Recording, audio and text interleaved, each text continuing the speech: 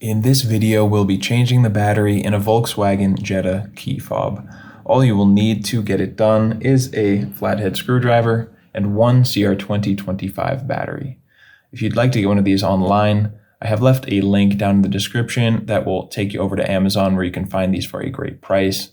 That'll be the first link down there in the description. So what we want to do is first just flip out the key. And now if you come over here, we're going to be removing this section of plastic just by prying it off with our flathead screwdriver. So insert the screwdriver into the key area, kind of hold up on the top as this section will not be moving. You can kind of hold it there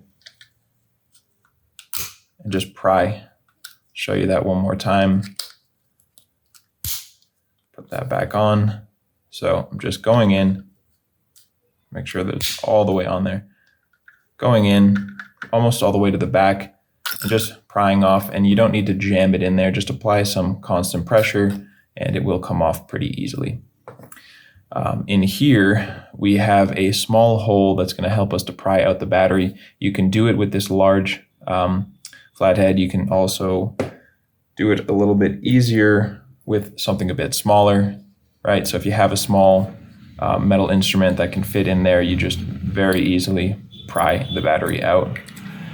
But if you're stuck using one of these, you just want to use the corner and kind of get in there and work the battery out carefully. And as you can see, it's actually not that hard. You just get under it and lift the battery up. So when you're putting your CR2025 battery in, your new battery, make sure that the positive side that has the plus sign on it is facing up. And you'll just slide it under this part here and then snap it in. Make sure that it's sitting all the way in there. And now we can just put this back section of plastic back on there by first inserting these tabs into the side. So you'll get that part lined up and then kind of close it like a book. So you can just now snap it down. And if you want to verify that you did everything correctly, you can make sure that the indicator light is turning on when you press one of these buttons. If this video helped you out, feel free to leave a like or a comment. And if you ever need help with another one of your key fobs, you can come back here to this channel and we will have you covered with a video like this one. You can also get all this information and more over at our website, FobBattery.com.